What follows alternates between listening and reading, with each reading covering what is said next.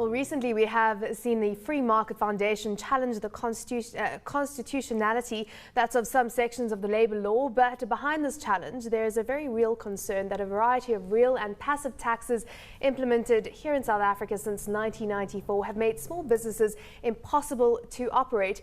The question is whether or not there is a genuine future for SMMEs in South Africa and whether or not government will come to the party to help them. In studio, still with me, Mark Ashton, Garth Tiernison, and a loan sharp labour economist at AdCorp, Constant Scholz, a senior portfolio manager at GroFin. Thanks for joining us. Loan, let's just start off with you. You're quite outspoken on the issue. Talk to us about the impact that the tax system has on small businesses here in South Africa. Well, just to give you some macro figures, there are 1.9 million small businesses in South Africa. They employ in total about 8.5 million people.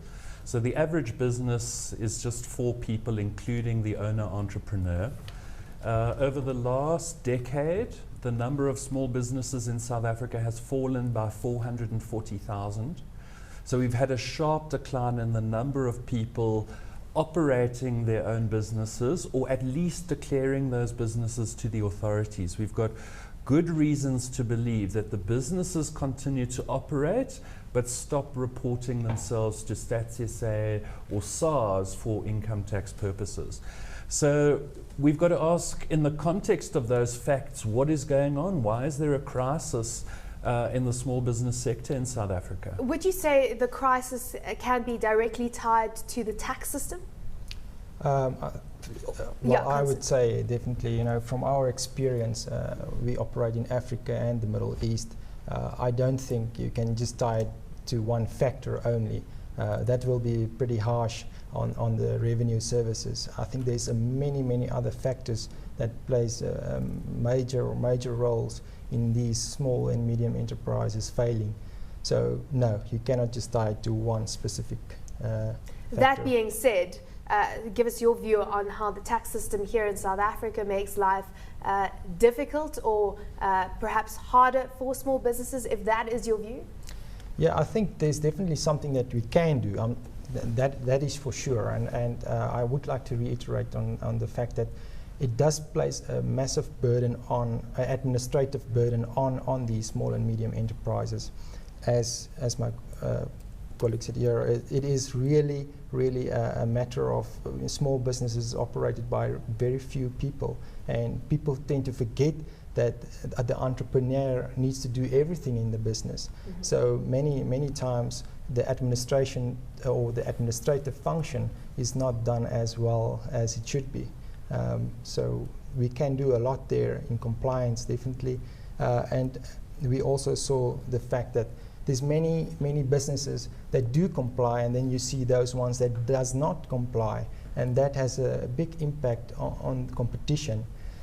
So if you can improve compliance all over the whole spectrum, and I have some examples where this happened, where you can really, where government can and SARS can make sure that all the businesses do comply, then I think it would be fair ground for all.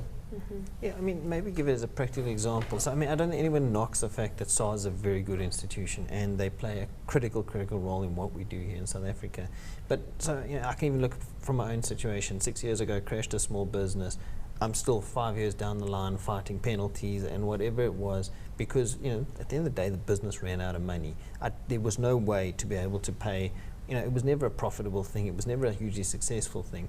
But there were the PAYE, the UIF, the SDL, the business just sitting there. And the problem that I have is that since 1994, I mean, I think you guys have done the research on it.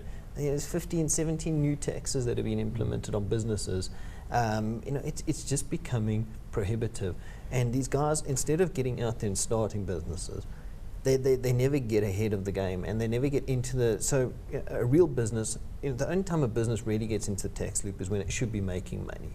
And it shouldn't be just supporting employees, but actually making money. Mm-hmm. And if you're adding every new kind of tax and every kind of piece of red hurdle tape, almost. Hurdle. Just adding so many hurdles. It never gets going there. And I think that's one of the things that frustrates me. There doesn't seem to be a policy change that says, we hear all of these things about let's support small businesses, and then we say, well, let's get them into the tax loop. Then again, we know that there's a tax commission, and we know that they have announced that. So they are looking into the tax system as a whole, and one would assume that would be an area that they would be looking into. Well, I guess you have to assume that. I'm someone who believes in the simplest way is usually the best way. And but having studied economics, I also know that sometimes something sounds wonderful when you implement it, a whole lot of unintended consequences pop up. So what I wanted to ask you guys is, from someone who really knows very, very little about tax, when I see tax I freeze and run away. I would say, why don't we we're a country who needs employment, we're a country who needs more entrepreneurship, more small businesses. Why don't we just say, if your turnover is less than 5 million rand a year, and I'm just plucking that out of the sky, you pay no tax other than your VAT and the tax you're paying on procuring goods, etc. Is there merit in that, or are there unintended consequences that come with that sort of arrangement? Well, just to answer that directly, we could never do that because the small business sector is so critical for revenue generation for government. Just looking at the sheer numbers of people active in small businesses, they represent 2/3 of total employment in South Africa. So huge. It's huge. It's absolutely huge. There's no way that government could provide them with even partial relief. But I'm much more critical of government in this area.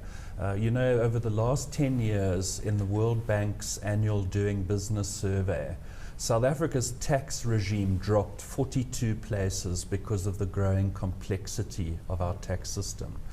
I think it's one of the reasons why, labor laws being the other reason, but income taxes are one of the two main reasons why small businesses are disappearing into the informal sector. So what's the solution? Well, there's only one solution, which is to reduce income tax rates for small enterprises.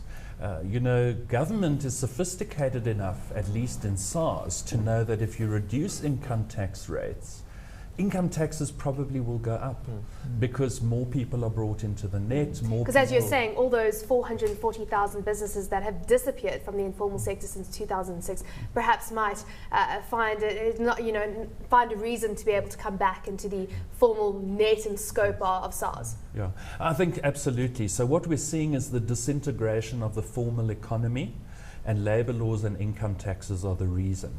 There are many, many ways that you can informalize as a small business entrepreneur.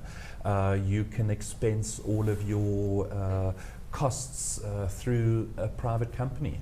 There are many, many ways in which the tax system encourages people to disappear into the informal sector. I think we've got to have a significant rethink. I don't agree at all that SARS is a model of efficiency in South Africa. They may well be efficient, but they're collecting way more taxes from small businesses than they should be. Sorry, if I can add there, I think one of the solutions, I'm not saying it will work, but one of the solutions that I see is that, if you take the turnover tax that has been implemented by government, which I think is a very good way of reducing this intensive administrative burden that SMEs have.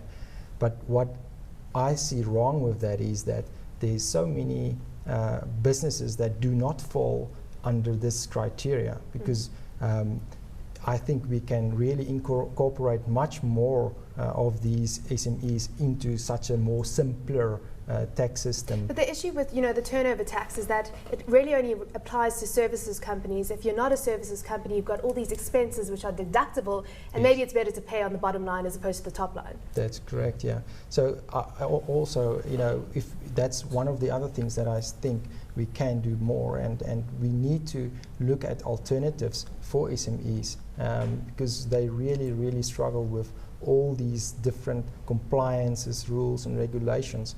And there's other aspect also, which is your import taxes, and I think government can do a lot more to help local entrepreneurs that do wish to grow start a business, a local product service, or more specifically products. But now there's not an open channel between the entrepreneur and SARS. Now, if we can resolve or get some sort of a channel, an open channel there, I think, and a partnership between SARS and the entrepreneur, you would see a lot more of these businesses to start establish themselves in South Africa. Because the thing now is SMEs they are not just competing against each other, but now also against a global market. Yeah. Well, let's hope these are some of the issues that are considered by the Tax Commission that was announced the State of the Nation address. But that's it from this week's edition of FinWeek Money Matters. Thanks to my guest, Garth Tennyson, FinWeek journalist, loan sharp Labour economist at AdCorp, and Constance Scholz, Senior Portfolio Manager at GroFin. And of course, my co-host, Mark Ashton from FinWeek. We'll see you again next week, same time, same place.